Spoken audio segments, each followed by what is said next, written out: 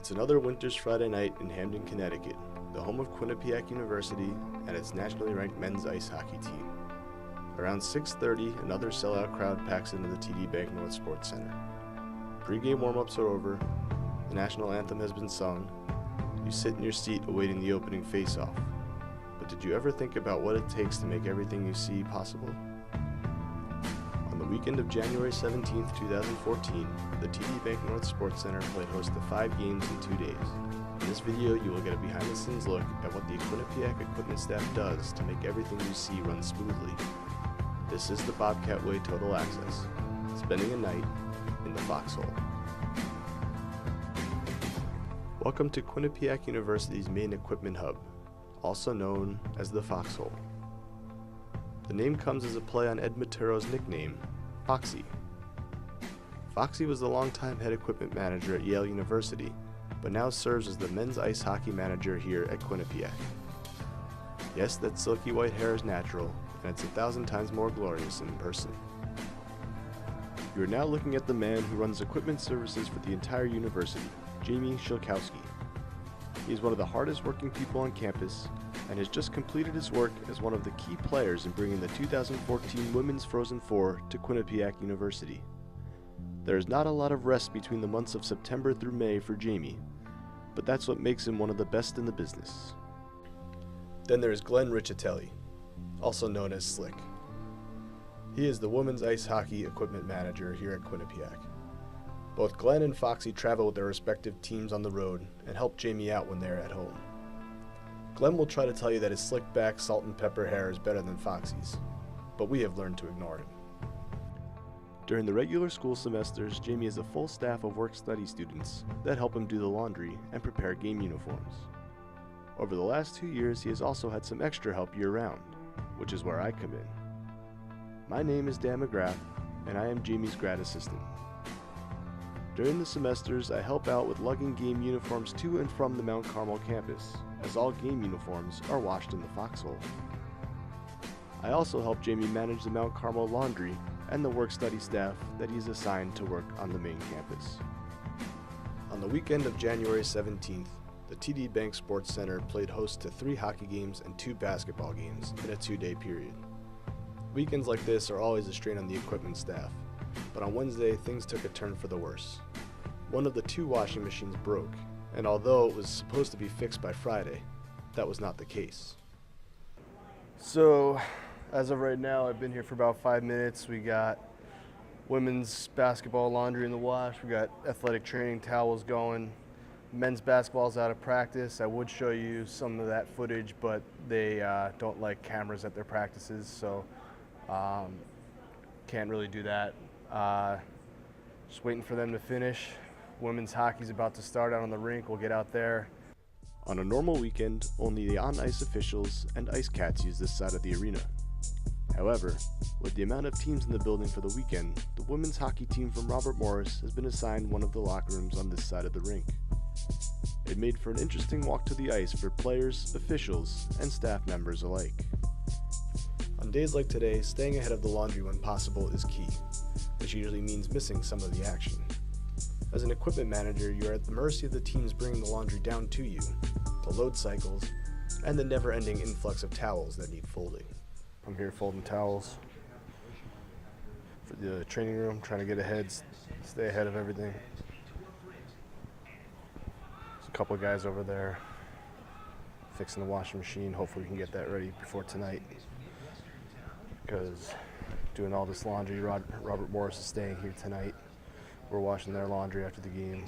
We gotta wash women's hockey laundry, we gotta wash men's hockey laundry, and get men's hockey ready to go out to Merrimack, because they play them at their place tomorrow night. So it'll be a long day if we can't get that machine fixed. So, hoping for the best right now. The second laundry machine now fixed, that eased some of the stress of the work that lied ahead. This also allowed me to go back out and catch the end of the 3rd period in the women's hockey game. The final score was a 1-1 tie against a pretty good Robert Morris team. It was also cool to see that Glenn's son Kyle was working the game as a linesman. Following the conclusion of the women's hockey game, the laundry was starting to build up in the equipment room. The process by which the laundry gets done is a simple cycle that has become habit for the players and the staff involved. Alright, so I have some downtime here in the middle of the day. I'm going to walk you through the process of how the laundry cycle works. So on a typical day, an athlete will start out here, come in, get on the elevator, down to the basement.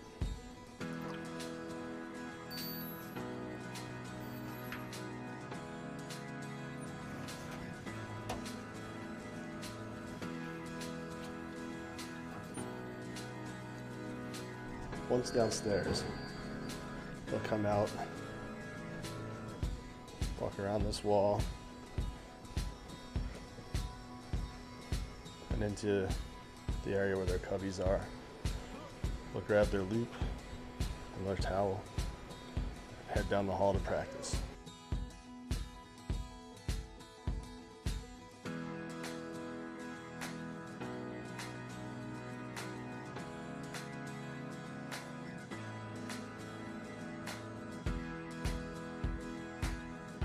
When the players arrive to the locker room, this is for men's hockey, this is where they enter into. They have they change out of their street clothes here into their hockey workout equipment. Then they go in there and they have their own equipment for on the ice also. So they practice, they go through their practice, then they come out. They have a couple of these. These are laundry loops. They're given maybe 3 or 4 of these each. Each one has a name a tag here that has their number on it. In this case, it's Jamie's. So it says their number, and that's how they know. That's how we know who it belongs to. So what they do with the laundry loop is, when they're done working out, they take each piece of clothing and put it back on the loop. So how they do that is they take the loop, they run it through one leg of the one end of the short and out to the other. So that's how you get your shorts on there. You have a t-shirt,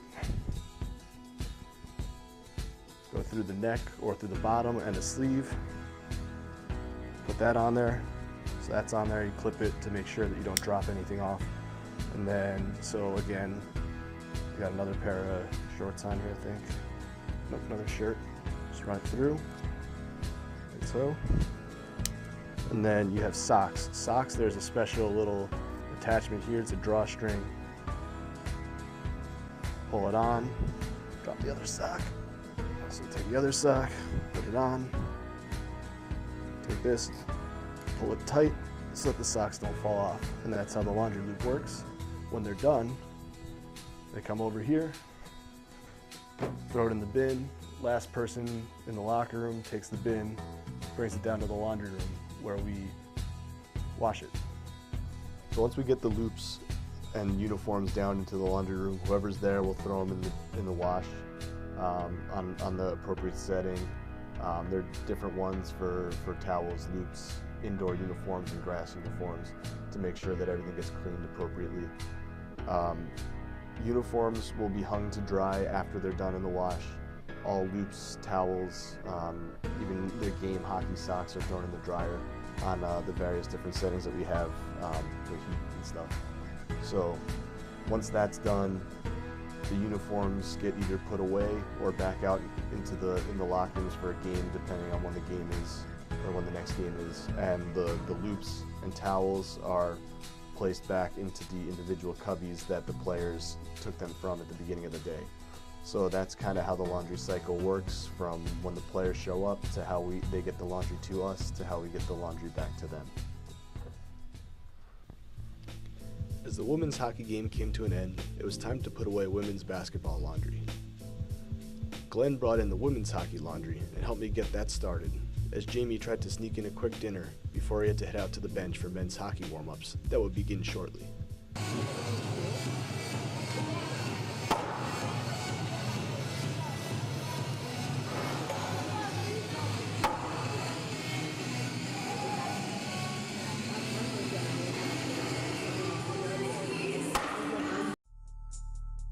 After the first period, Glenn and I went down to the women's hockey locker room and got it set up for the following day's game. They will be wearing their gold uniforms. While I hung the jerseys and placed the socks, Glenn stocked the fridge with Gatorade and polished the helmets with Pledge. As I returned to my spot for the second period, my timing couldn't be more perfect. The players were getting ready for the opening face-off. However, Lenny, the goal judge, was nowhere to be seen. Being the only person in the area at the time, I stepped into the booth. In my 1 minute of action, Jordan Samuels-Thomas broke in on a 2-on-1 and lit the lamp for Quinnipiac to tie the score at 1. Unfortunately, in my preparation to light the lamp, I panicked and stopped recording. But for those who doubt me, here's footage of the goal and a screenshot of the moment when the puck went in. Now taken away by Samuels-Thomas, comes racing up. Samuels-Thomas shoots, score! Seconds later, I handed the button back over to Lenny, and Quinnipiac scored 3 more times in the first 5 minutes. But it's recovered by Haywood, gives it away. Kellen Jones shoots and scores! Connor Jones comes in on the left wing side, fires, scores! Wow.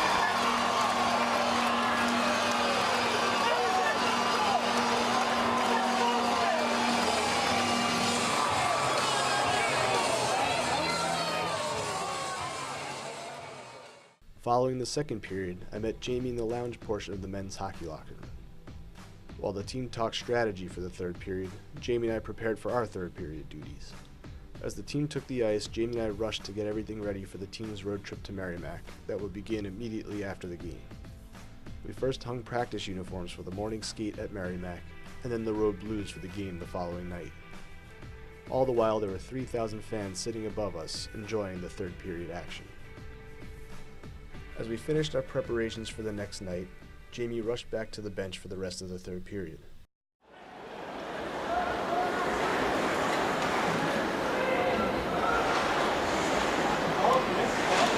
Federico to the top of the left circle to St. Denis, fires a shot, score! I think it was Von Braben.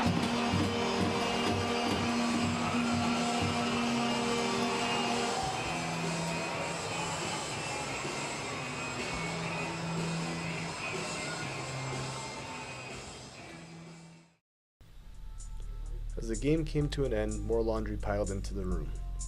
Now, with the help of Nicole and Jill, things would be a little bit more manageable, as Glenn went home and Foxy was leaving with the team.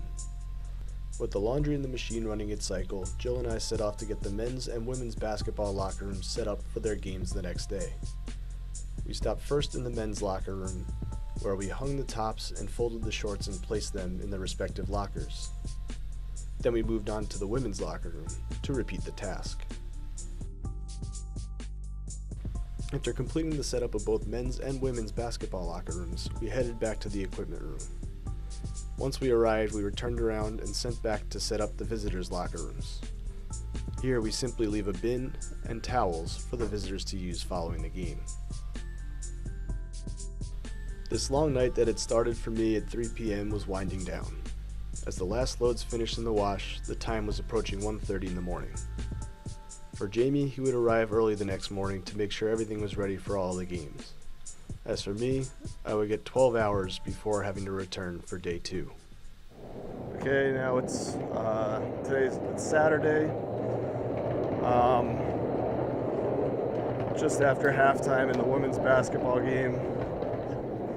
I'm wheeling Gatorades down to the visiting locker room, like Jamie always has me do on Saturdays. So that's what the noise that you're hearing is, the wheels on the Gatorade cooler. And yeah, so after doing this, I'll have to check back through the women's basketball locker room, pick up the hangers that their uniforms were hung on, and that's about it until after the game. As the final buzzer sounded, marking the end of the women's basketball game, it was time for me to go to work. Bobcats will just hold it. The buzzer's going to go off here, and Quinnipiac will win it handily.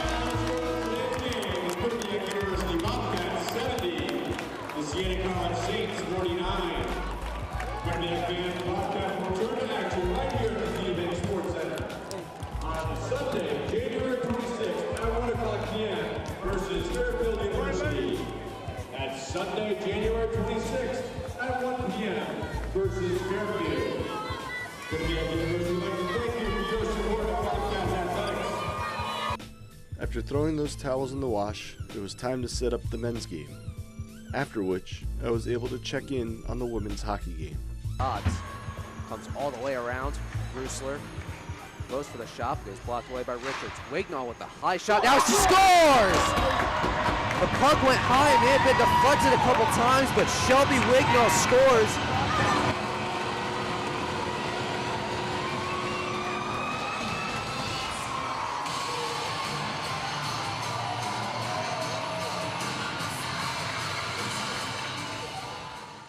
It is now after halftime in the men's basketball game.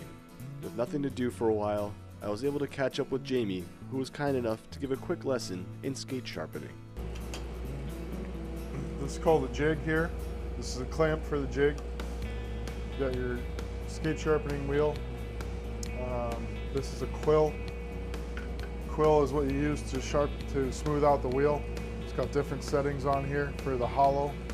That's what it's called when they put the groove in the steel. So skate goes on the jig here. Put the plastic against the bottom of the jig clamp. Push it as far forward as you can. You center the center of this jig with the center of the skate. Put the clamp in, pull the handle up. You don't want it to be real tight because then you worry about bending the blade or bending this bracket of the clamp. So these skates haven't been sharpened in a while, so what we'll do first is we'll run it through the cross grinder, take off any rust or bad nicks on the edges of the skate.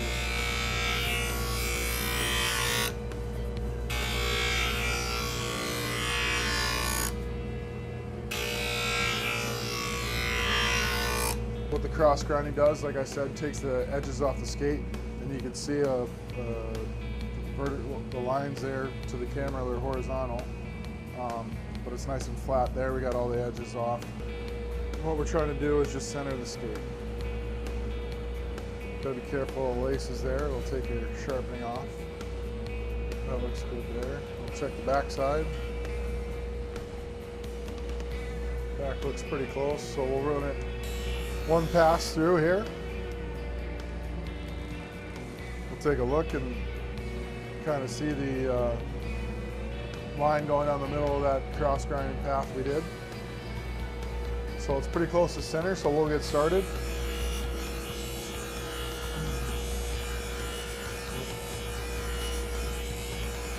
I sharpen skates toe to heel, most parts after this.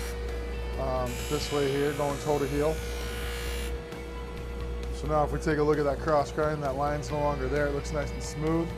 Just looks like a shiny piece of steel there. So we sharpened it all the way through the edges there, so we have a nice hollow in the skate. And I'm running this finisher on the edges here, and we'll go a little bit slower on our final pass here. I'm not putting a lot of pressure when I'm sharpening. It's just very delicate. Come over here and we'll stone the edges here with this, they call this a stone most times, but it's really called a hand hone, H-O-N-E. We'll smooth out both edges here, and then we'll give it a wipe. Take our gauge here. So look at the gauge, it looks pretty even. You can barely see it, but there are little line marks underneath that big line, and I'm actually very perfect on that on the back edge. We'll go check the front now, and that front evened out really nicely too.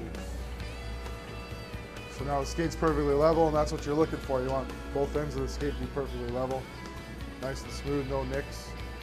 And that's how you take care of the skate there. On the right side for Shaq Shannon. Shannon bounces down low for Drame. Drame double team behind the back pass to Azotam, and he dunks it. Oh no. There's a lot of work that goes into putting on a 5-game weekend in Quinnipiac athletics. What the fans see between 7 p.m. and the end of the game is just the tip of the iceberg. There's more to a Quinnipiac hockey game than players, coaches, officials, and Zamboni drivers. Each game takes hours of preparation from people in marketing, game operations, facilities, athletic training, sports information, and of course, equipment services. The weekend has come to an end, and so has this look inside the foxhole. The job is thankless, and it lacks glory. It may be tedious, boring, frustrating, and at times annoying. But I speak for Jamie, Foxy, and Glenn when I say that we come to work every day because we love what we do. I hope you have enjoyed this behind-the-scenes look into the lives of an equipment manager on a busy weekend at the TD Bank North Sports Center. For more unique stories about Quinnipiac athletics, please visit the blog at www.thebobcatway.com. And also remember to like the Bobcat Way on Facebook and follow me on Twitter at Bobcat Way.